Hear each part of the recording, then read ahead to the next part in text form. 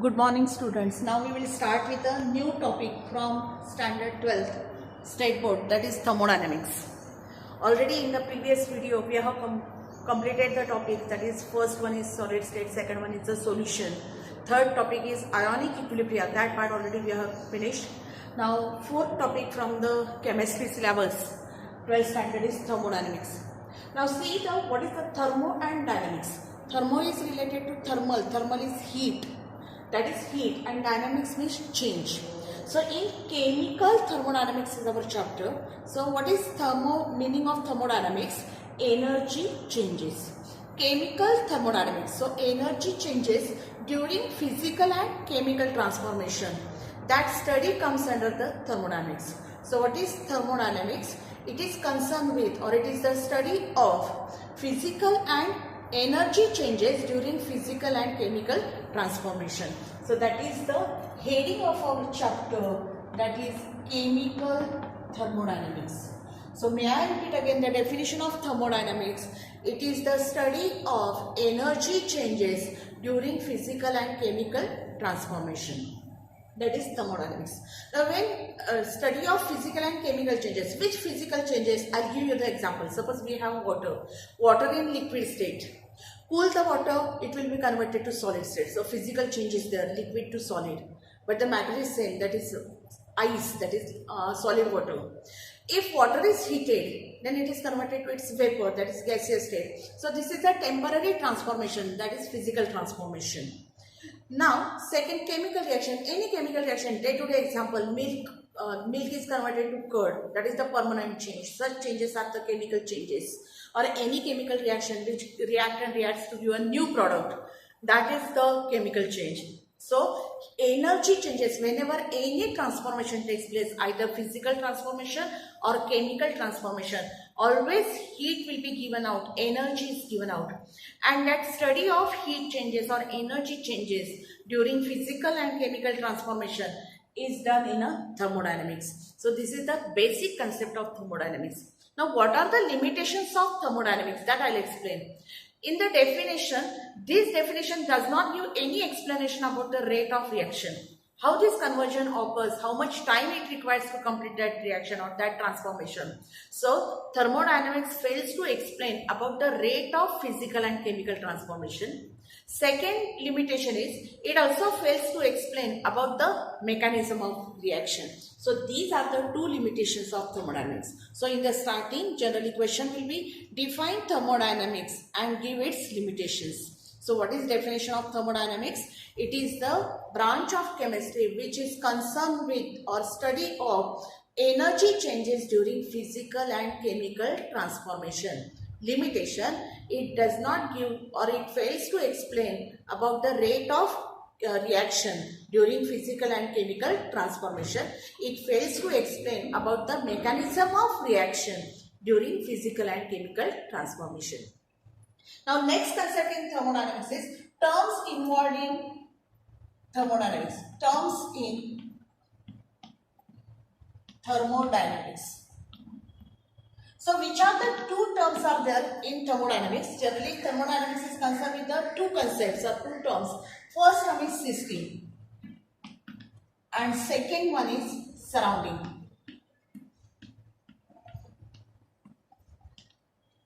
These are the two terms in thermodynamics. So what is system? Any part of the universe. Suppose we have beaker with a solution or any liquid inside it. So this is a part of universe which is under thermodynamic investigation is called as a system. May I repeat again, what is system? It is the part of universe under thermodynamic investigation. It's called as a system. Now which is the part of universe? Suppose I am having one beaker and with a solution inside it, that considered as a system under thermodynamic investigation. What is thermodynamic investigation? Suppose this is my example. I have taken the HCl solution.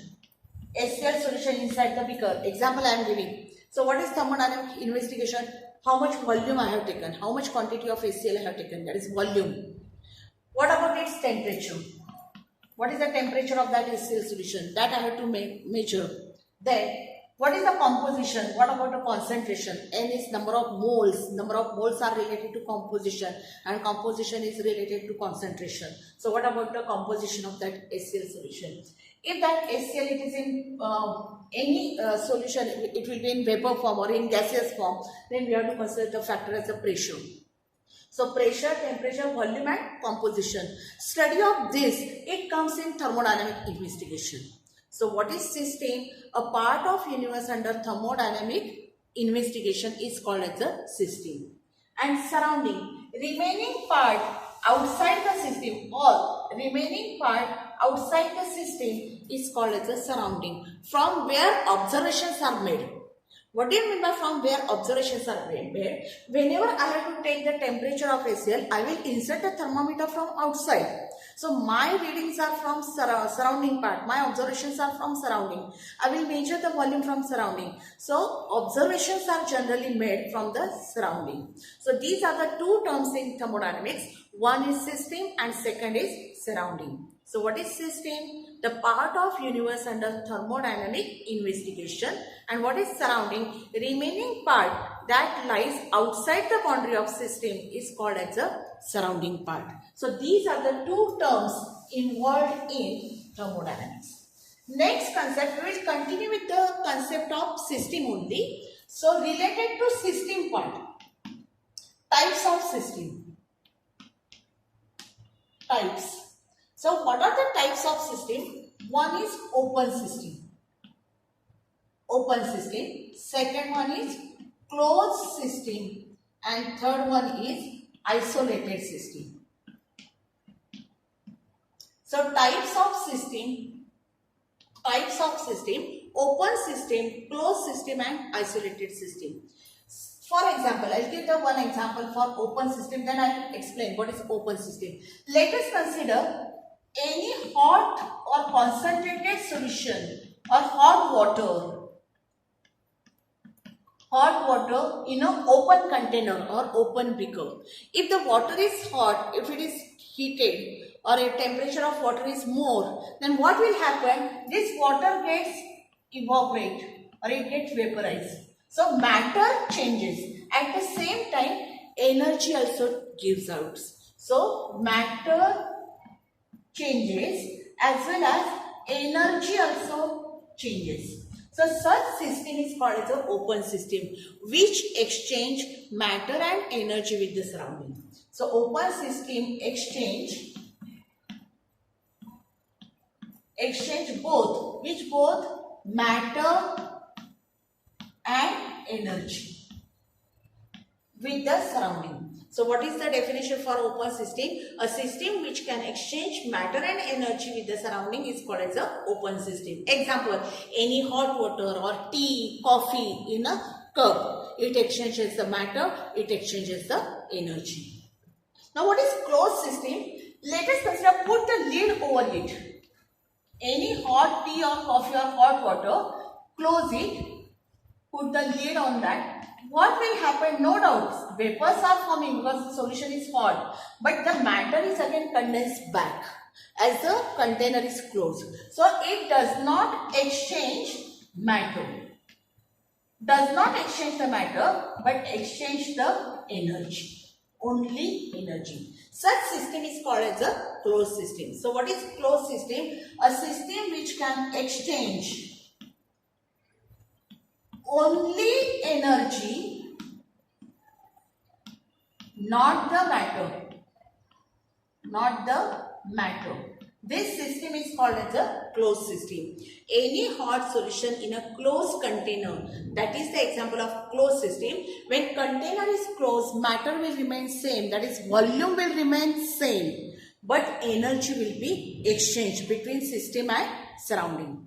Third one is isolated system. Let us consider any solution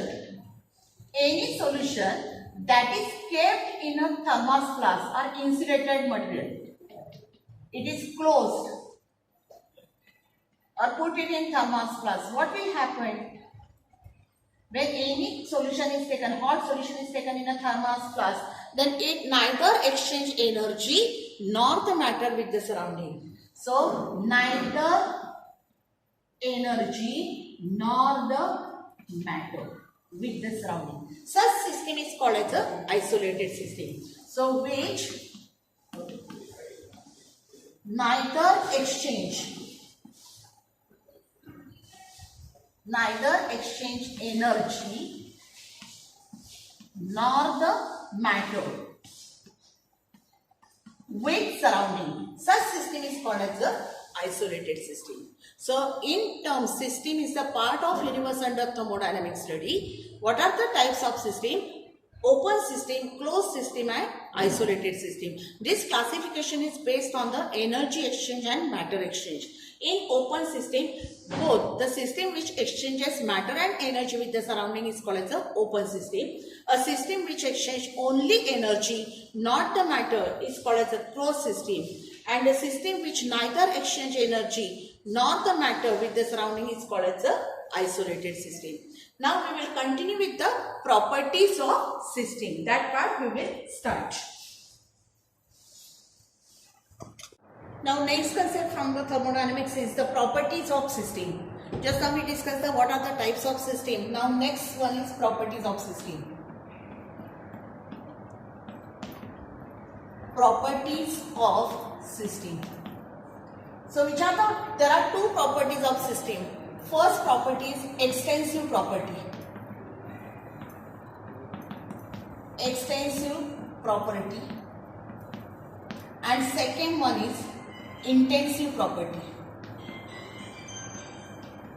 Intensive properties.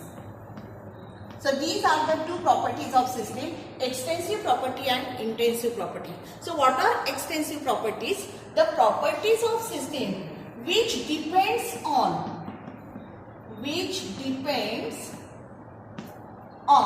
amount of matter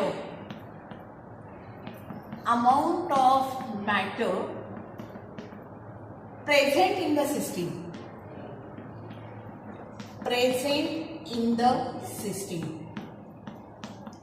This is called as a extensive property. Property of system which depends on amount of matter present in the system is called as a extensive property. And what are intensive properties? The properties which are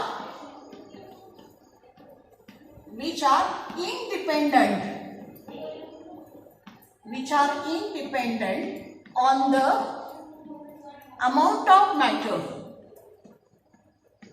amount of matter present in the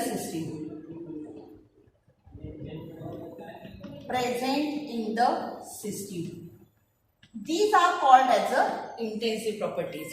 So amount dependent properties are called as extensive properties, and the properties which are independent on the amount of matter are called as intensive property. Now what are the examples for extensive property? I'll write the example. Mass. Mass is dependent on amount. Yes, 1 kg, 1 gram, 1 milligram. So it depends on the amount. Mass is related to volume. Volume is also the mass dependent quantity. 1 dm³, 10 dm³, 500 dm³, whatever it may be. So it depends on the amount of matter. So mass, volume. Then heat capacity. So what is heat capacity? Everyone, even consider we are also the part of universe. So our heat capacity of individual heat capacity will be different. So heat capacity, tendency to gain the heat, that heat capacity is also based on the mass. So that is also the extensive property. So heat capacity. Internal energy. What is internal energy? Everyone is having its own energy, stored energy inside the matter. That stored energy is called its internal energy. Suppose I am speaking about you. So my own energy I am utilizing, what is stored in my body. That is my internal energy. So what is internal energy? The definite amount of energy which is stored in the substance or in the matter is called its internal energy. It varies from system to system. So that is also the extensive property. One more example I am giving, enthalpy. What is enthalpy? One new term is there. Enthalpy is nothing but heat content. Heat content of the substance or heat content of the system is called as the enthalpy. So that heat content also varies from system to system. So this is also the extensive property. So may I repeat what are the extensive properties? Mass is there, volume is there, heat capacity, internal energy is there, enthalpy is there. These are the extensive properties which depends on the amount of matter present in the system.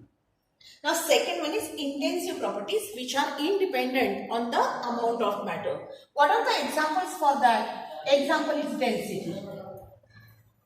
What is density? Density is defined as mass upon volume. Mass is extensive property, volume is also extensive property, but the ratio of mass upon volume, it is the intensive property. So ratio of two extensive properties are always intensive. So density, whether we have 10 ml water, density is 1 gram per TM cube. Suppose we have 10 liter of water, density is same, that is 1. So density is a fixed, it is a specific amount. So density does not depend on the amount, whether we are taking 10 ml water or 100 ml water or 1 liter of water. So that property is the intensive property.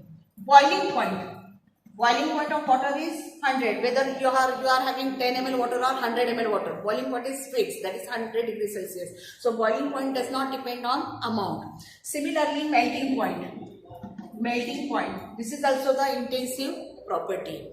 Surface tension. Surface tension. In last year,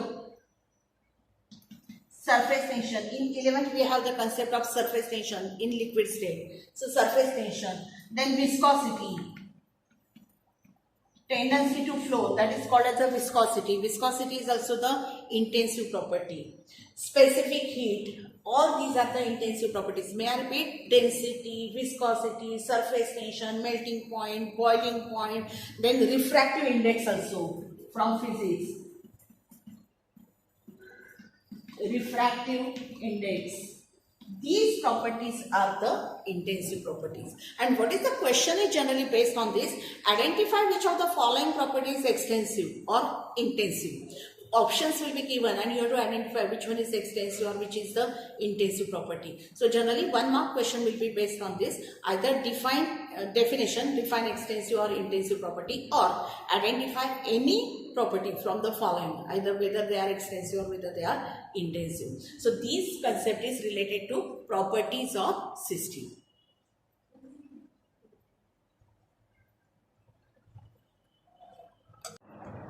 Now next concept related to system only, state of a system. So what is state of a system? Now whenever any reaction, any chemical reaction took place, suppose reactants are A are the reactants. Suppose reactant A, it is converted to B, product. Let us consider any reactant A is converted to B. Now when we are considering any reactant A, which properties we have to consider for that? What about the temperature? What about the pressure of that reactant? How much volume we have taken? Volume. And regarding the composition, that is number of moles. So temperature, pressure, volume and composition, that is number of moles. Let us consider this. Reactants are having initial temperature T1, pressure P1, volume V1. If we increase the temperature, either by heat that reactant, the temperature will change, temperature will rise. When temperature rises, for product temperature changes from T1 to T2. When temperature changes, that any, suppose in gaseous state reactants are there, they will get expand. So when they expand, their volume changes. Volume changes from V1 to V2. If it is in gaseous state, then pressure will also change. That is from P1 to P2. Volume changes from V1 to V2. By keeping any one of the property constant, we have not changed the composition or concentration. So what happens in a process or in a chemical reaction? A system changes from initial state to final stage by defining the some properties. Which properties? By defining temperature, volume, composition, pressure. So by defining these properties, any system will change from initial state to final state. And this change and these properties which are used to define two system are called as a state of a system, by which system changes from initial state to final state. And these four properties TPVN, temperature, pressure, volume and composition. This temperature, pressure, volume and composition, these four properties are called as the state variables. These state variables can vary to change from initial state to final state. So what are state variables? The properties like temperature, pressure, volume and composition which are used to define the system are called as the state variables. So when this change takes place from initial to final state, if this change is dependent on path followed, whether we are using an irreversible reaction or whether we are following a reversible path, it depends on the path. So if these reactant are changes to the product by following the path but independent on initial and final state, then that function is also called as the path function. So we'll continue it here. I am writing. So concept is path function and second one is state function. So what are path function and state function? First I am explaining the path. While changing from reactant to product, if these state variables follows the path, so if the property, path function is also the property of system which depends on path followed but which is independent on state, that property is called as a path function. And what is state function? State function is the property of system which depends on initial and final state but independent on the path followed is called as a state function. So state function depends on initial and final state but it is independent on the path followed. While path function will depends on path followed but it is independent on the initial and final state. So these are the two concepts related to state of a system. What is path function and what is state function? From your 12th standard syllabus, only work, W, work is indicated by W and heat is indicated by Q. These two are path function while remaining all are state function. What are remaining? All internal energy indicated by delta U. Internal energy is a state function. Enthalpy, delta H indicated by enthalpy. That is also the state function. Why it is delta? Change in enthalpy, initial to final. Here also delta U, final state to final internal energy minus initial internal energy. Delta U, delta H. One more concept is there, entropy, delta S is there. Gives energy is there, that is indicated by delta G, that we will discuss later on. What is the entropy change, what is the gives energy change, what are enthalpy change or what are internal energy changes. All these are state function. Whenever we are mentioning delta, that is change, then such values will depends on final state and initial state and these are the state function. All are independent on the path followed. While work and Q, these two are the path functions. So this is next concept related to state of a system. What are state variable? What do you mean by state variable? What is the concept of path function? What is the concept of state function? What are the examples for path function and what are the examples of state function?